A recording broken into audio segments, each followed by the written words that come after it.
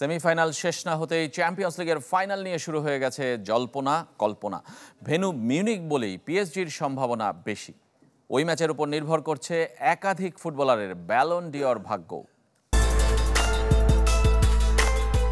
নতুন ফরম্যাটের প্রথম champions league, ৩৬ দলের লিগ পর্ব পেরিয়ে ফাইনালের মঞ্চে ইন্টার মিলান পিএসজি। ৩১ মে মিউনিখে থামবে ২৫৬ দিনের যাত্রা। তবে এর আগে কোটি টাকার প্রশ্ন, ইউরোপিয়ান শ্রেষ্ঠত্বের মুকুট কার মাথায় উঠছে?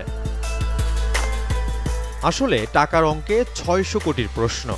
কেননা চ্যাম্পিয়ন্স দলের প্রাইজ মানি প্রায় ৩৫০ কোটি, আর রানার্স আপের জন্য বরাদ্দ ১০০ কোটি কম।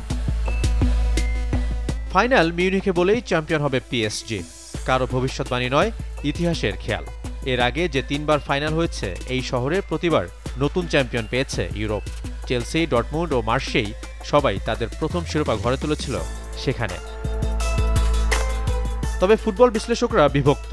প্রেডিকশন করেছেন ফাইনাল ম্যাচের স্কোর লাইন নিয়ে। দু কোচের মধ্যে স্বস্তিতে লুইস এনরিকে, এড়িয়েছেন সাবেক ক্লাব বার্সেলোনাকে। তবে ইন্টারও যে কম যায় না।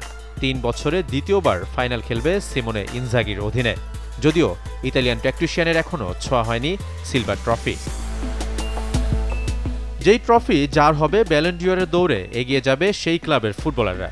একসময় রাফিনিয়া, ইয়ামালদের দাবিদার ভাবা হলেও এখন সে তালিকায় ওসমান দেম্বেলের নাম সবার উপরে।